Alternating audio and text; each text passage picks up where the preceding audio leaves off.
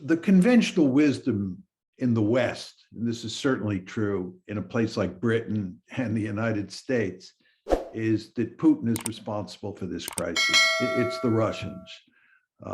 They're good guys and bad guys. And of course, we are the good guys and the Russians are the bad guys. This is simply wrong. The United States mainly, but the United States and its allies are responsible for this crisis, not Putin and Russia. Now, why do I say that? It's very important to understand that what the West has been trying to do since 2008 is turn Ukraine into a Western bulwark on Russia's border. And that policy had three dimensions to it. The first and most important is NATO expansion. The idea was that we were going to expand NATO eastward to include Ukraine.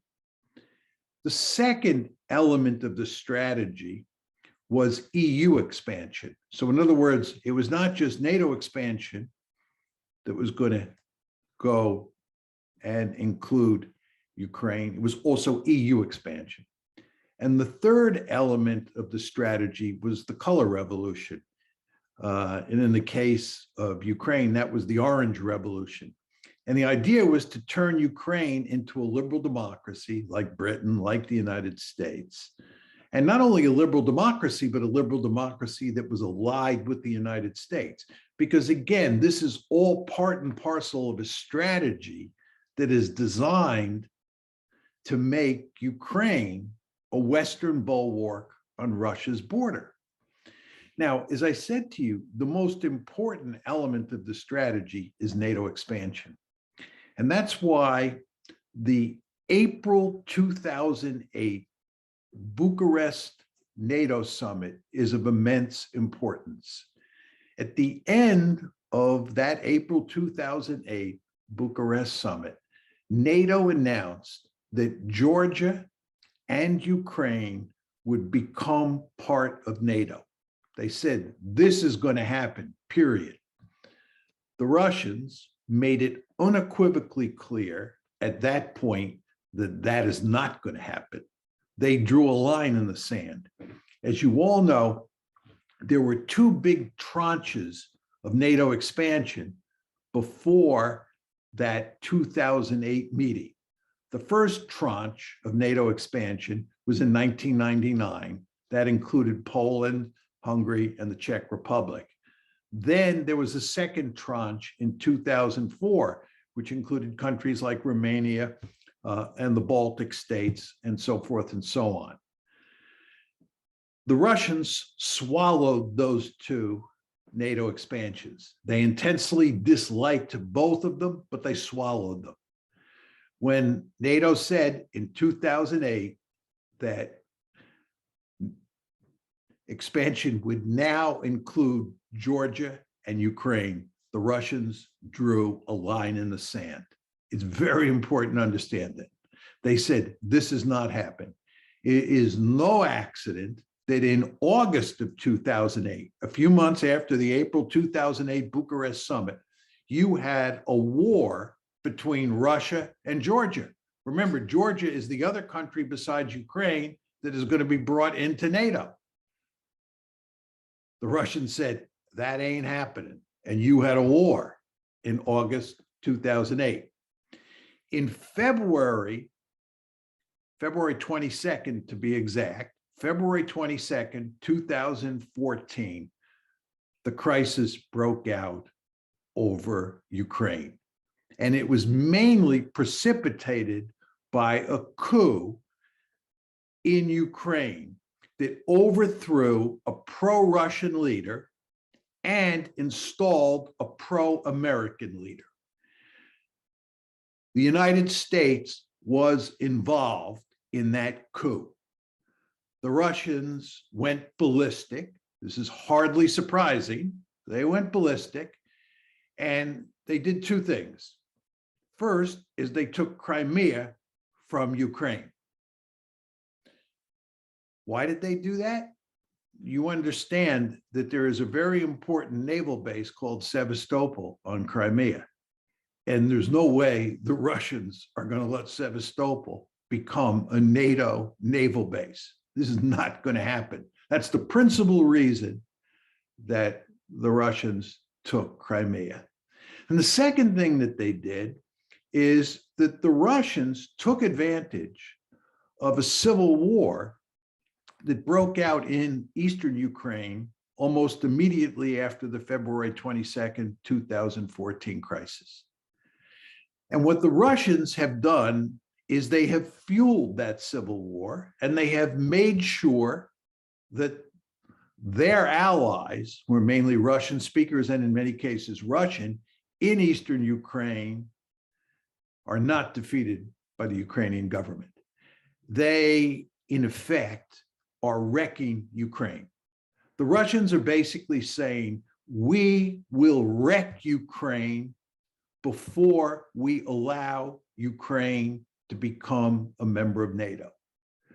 So the Russian response is very important to understand this. In 2014, when the crisis first broke out into the open in response to what had happened in Bucharest in 2008, the Russian response was twofold. Number one, they took Crimea. And you should all understand, Crimea is gone. It is never going back to Ukraine, one. And number two, they have said implicitly that we will destroy Ukraine, we will wreck it before we will let it become a member of NATO. Now, the question you want to ask yourself is, why are the Russians doing this? This is Realpolitik 101. And the fact that people in the West, especially in places like Britain and the United States, don't understand this boggles my mind. I just don't understand it. The idea that you could take a military alliance run by the United States, the most powerful state in the world, and run it up to Russia's borders, and the Russians wouldn't be bothered by it, is simply unthinkable. We in the United States have the Monroe Doctrine. The Monroe Doctrine says that no distant great power is allowed to form a military alliance with a country in the Western Hemisphere, and is certainly not allowed to move military forces into the Western Hemisphere. I remember the Cuban Missile Crisis very well. What happened there is the Soviets put nuclear-tipped missiles in Cuba. The United States said, this is categorically unacceptable. Military forces from afar are not allowed in the Western Hemisphere. And we had the Cuban Missile Crisis, and the end result is those missiles were removed. When the Soviets were later talking about building a naval base at Cienfuegos, the United States told them in no uncertain terms, you are not building a naval base at Cienfuegos. Just not going to happen. The United States views the Western Hemisphere as its backyard, and it prohibits distant great powers from coming into its backyard. Well, don't you think the Russians are going to be deeply disturbed by the United States turning Ukraine into a bulwark right on its borders? Of course they are. And the Russians told us that immediately after the Bucharest summit. The Russians made it categorically clear that Ukraine is not going to become part of NATO. But of course, the Americans and their allies did not listen, because we believe that we're the good guys. We're a benign hegemon here in the United States, and we can do pretty much anything we want in the world. And for a while, it looked like we could get away with that. As I said, the Russians accepted the first NATO expansion, the 1999 one, and they accepted the second NATO expansion. But after Bucharest, they said, this is not happening. So you had this major crisis that broke out in February 2014. Now, the crisis The crisis tamped down quite a bit after 2014. But in the fall of last year, 2021, it began to ramp up. And of course, early this year, and I'm talking about early 22, it became a full-blown crisis. And the question that we want to ask ourselves is, what happened here? You know, why all of a sudden did this crisis go from the back burner to the front burner?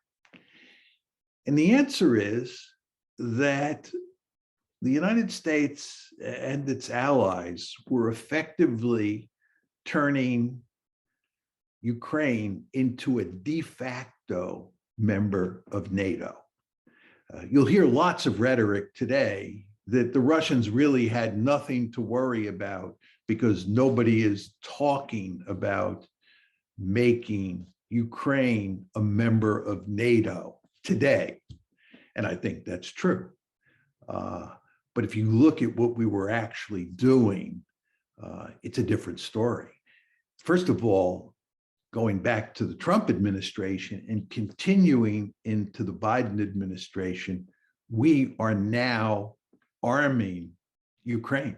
We were not arming Ukraine during the Obama administration. In February 2014, when the crisis broke out, and in the first few years after that crisis, when the Obama administration was in power, we refused to arm the Ukrainians because we knew it would enrage the Russians. It would scare the Russians. You want to understand that the Russians view Ukraine becoming a part of NATO as an existential threat. That's what's going on here. The Russians are sending a very clear message to the West. They're telling you, we take this threat seriously, and we are willing to use military force, if necessary, to eliminate this threat. The Russians are not fooling around here. So what you had happening in 2021, and of course it started before that under the Trump administration, is we were arming the Ukrainians. And when you start talking about arming the Ukrainians, those are Ukrainian forces that can fight against Russia's allies in eastern Ukraine. One thing that really spooked the Russians was that the Turks gave the Ukrainians drones. And drones have become a very effective weapon on the battlefield, as the Azerbaijanis proved against the Armenians last year. And the Azerbaijanis were using Turkish drones. So the Turks are giving drones. The Americans and the British are giving all sorts of other weapons to the Ukrainians. You know, of course, that we define these weapons as defensive weapons. But of course, as sophisticated IR theorists, you all know that there's no such thing as a meaningful distinction between defensive weapons and offensive weapons. As we all know from the security dilemma, what looks defensive to us looks offensive to them. You give drones to the Ukrainians. Do you think the Russians are going to view those as defensive weapons? I don't think so. Right? You start training the Ukrainian forces the way the British and the Americans do. You don't think the Russians are going to see that as a threat? I can guarantee you they are, right? So what's happening here? We're arming, we're training the Ukrainians. And if you look at how we're dealing with Ukraine diplomatically, we're basically talking about Ukraine as if it were an ally or a partner. That's the kind of rhetoric we use when we talk about Ukraine. So it looks like diplomatically and militarily, the bonds between the West, especially the United States, and Ukraine are tightening. At the same time, we're doing a number of provocative things outside of Ukraine that really bother the Russians enormously. The British foolishly run a destroyer through Russian territorial waters in the Black Sea this past summer, June 2021. The Americans take a bomber and they drive it right up against the Russian coastline in the Black Sea. This really bothers the Russians, unsurprisingly. So what you see happening here is the Russians have a very powerful sense that NATO is moving eastward. NATO is moving right up to the Russian border, mainly by turning Ukraine into a de facto member of the alliance, but also with provocative measures like this British destroyer and this American bomber. The Russians, as Sergei Lavrov, the Russian foreign minister, said, reached the boiling point. They had it. They had it. They're not interested really in negotiating anymore. They're interested in altering the status quo. And the end result is you've had this massive military buildup, which is doing enormous damage to the Ukrainian economy, which was already a basket case before the crisis. So Ukraine's situation is getting worse and worse. And the Russians have sent a very clear signal to the West that if they up the ante, they meaning the West, if the West ups the ante, the Russians will up the ante. And again, Ukraine is not becoming a part of NATO.